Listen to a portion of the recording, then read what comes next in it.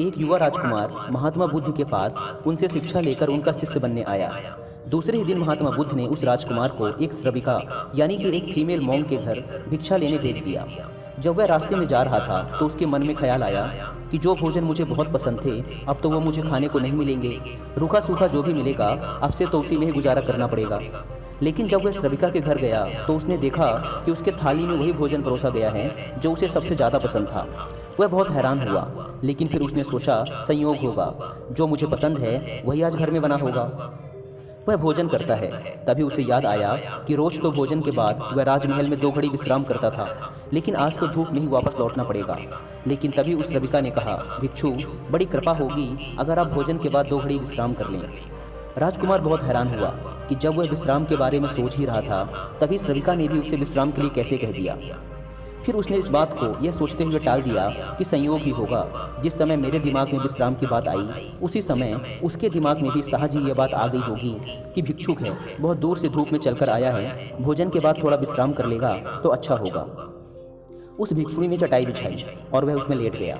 लेटते ही उसे ख्याल आया कि राजमहल छोड़ने के बाद अब ना तो अपने सर पे किसी का हाथ है, ना ही अपनी छत और ना ही अपना कोई बिछौना। अब तो आसमान ही छत है और जमीन ही बिछौना।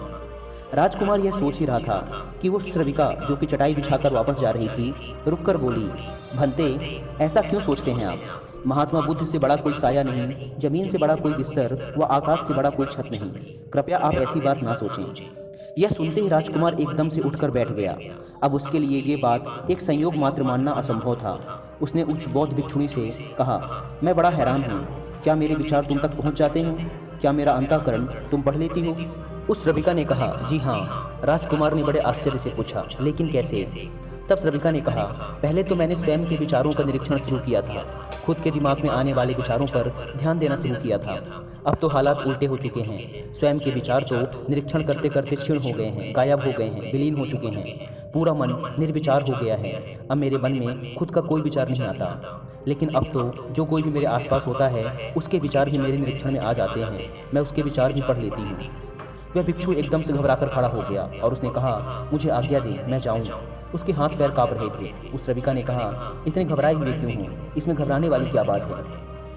लेकिन भिक्षु फिर रुका नहीं, वह वापस लौटा। उसने बुद्ध से कहा, क्षमा करें, उस द्वार पर दोबारा भिक्षा मांगने ना जा पाऊंगा। बुद्ध ने कहा, क्यों? तुमसे कोई गलती हुई? वहाँ कोई भूल हुई तुमसे? उस भिक्षु ने कहा, ना तो भूल हुई ना कोई गलती, बहुत आदर सम्मान और जो भोजन सबसे ज़्यादा प्रिय था वह मिला। लेकिन वह जवान श्रविका दूसरे के मन के विचारों को पढ़ लेती है। यह तो बड़ी खतरनाक बात है, क्योंकि उस सुंदर जवान श्रविका को देखकर मेरे मन में तो काम वासना भी उठी थी, विकार भी उठा था, उसके लिए कुछ गलत विचार भी उठे थे। वो सब भी पढ़ लिया होगा उसने। अब मैं वहाँ कैसे जाऊँ? कैसे उसके सामने खड़ा हो पाऊँगा? उससे आंखें कैसे मिला पाऊँगा? मैं उसके पास दोबारा नहीं जा सकूँगा। बुद्धा, मुझे क्षमा करें। बुद्ध ने कहा, वहीं जाना पड़ेगा। अगर ऐसी क्षमा मांगनी थी तो भिक्षुक बनने की कोई ज़रूरत नहीं थी। तुम्हें जानबूझकर वहाँ भेजा था और अब तक जब तक मैं मना ना करूँ तुम्हें रोज़ वहीं जाना पड़ेगा। महीने, 2 महीने, वर्ष, 2 वर्ष, निरंतर। अब यही तुम्हारी साधना है।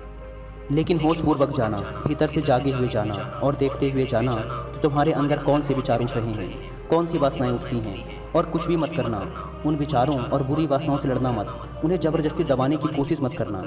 दिमाग में जो भी विचार आ रहे हैं उन्हें आने देना। तुम्हारा काम है उन विचारों का निरीक्षण करना, उन्हें ध्यान से देखना। इसलिए तुम जागे हुए जाना, देखते हुए जाना कि भीतर क्या उठता है, क्या नहीं उठता। वह भिक्षु दूसरे दिन भी वहीं गया।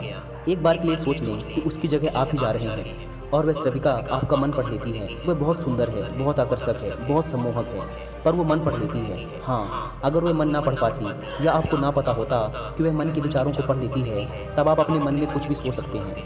लेकिन आप आज क्या करेंगे यदि आप आज ही जा रहे हैं उस भिक्षुक की जगह भिक्षा लेने? वह भिक्षुक रास्ते पर चल रहा है, बहुत खतरे में है, अपने मन को देख रहा है, जागा हुआ है। आज पहली बार जिंदगी में वह जागा हुआ चल रहा है। जैसे जैसे उस श्रविका का घर करीब आने लगा उसका होश बढ़ने लगा। भीतर जैसे एक दिया जलने लगा हो और चीज़ें साफ दिखाई पड़ने लगी और विचार घूमते हुए मालूम होने लगे। जैसे ही उसने घर की सीढ़ियों पर कदम रखा एक सन्नाटा सा छा गया उसके अंदर। होश परिपूर्ण जम गया।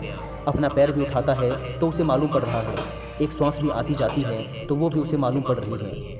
मन के अंदर जरा सा भी विचार का कोई कंपन आता या वासना की लहर उठती तो वो भी उसे दिखाई पड़ रही है। वह जैसे ही श्रमिका के घर के अंदर गया, मन में और भी गहरा शांत हो गया। वह बिल्कुल जागा हुआ है, जैसे किसी घर में दिया जल रहा हो और एक एक चीज कोना कोना प्रकाशित हो रहा हो। वह भोजन को बैठा, उसने भोजन किया, वह उठा, वह वापस लौटा। वह उस दिन नाचता हुआ वापस लौटा और आकर बुद्ध के चरणों में गिर पड़ा और उसने कहा, बुद्धा, आज अद्भुत बात हुई। जैसे जैसे मैं उसके निकट पहुंचा, वैसे वैसे मैं जागा हुआ हो गया। मैंने पाया कि विचार तो गायब ही हो गए, कामनाएं व वासनाएं तो खत्म ही हो गईं। और मैं जब उसके घर में गया तो मेरे भीतर पूर्ण सन्नाटा था। वहाँ कोई विचार नहीं था, कोई वासना नहीं थी, वहाँ कुछ भी नहीं था। मन बिल्कुल शांत और निर्मल दर्पण की भांति था। बुद्धा ने कहा, इसी बात के लिए वहाँ भेजा था। कल से वहाँ जाने की कोई ज़रूरत नहीं है। अब जीवन में इसी भांति जियो जैसे तुम्हारे विचार सभी लोग पढ़ रहे हों। अब जीवन में इसी भांति चलो जैसे जो भी तुम्हारे सामने हैं वह तुम्हें जानता है, तुम्हारे अंदर देख रहा है, तुम्हारे विचारों को पढ़ रहा है। इसी भांति चलो और अंदर जागे रहो। जैसे जैसे जागरण बढ़ेगा वैसे वैसे विचार वासनाएं खत्म होती चली जाएंगी। जिस दिन जागरण पूर्ण होगा उस दिन तुम्हें जीवन में कोई कालिका, कोई विचार शेष नहीं रह जाएगा। उस दिन एक आत्मक्रांति हो जाती है। इस स्थिति के जागने को, इस चैतन्य के जागने को मैं कहता हूँ विवेक का जागरण। दोस्तों, इस कहानी से हमने सीखा कि यदि हम अपने दिमाग में एक बात को बैठा लें कि सामने वाले के बारे में हम जो भी सोचते हैं वो उसे पढ़ रहा है, उसे भी पता चल रहा है, तो हमारा दिमाग अपने आप किसी के भी बारे में बुरा सोचना कम कर देगा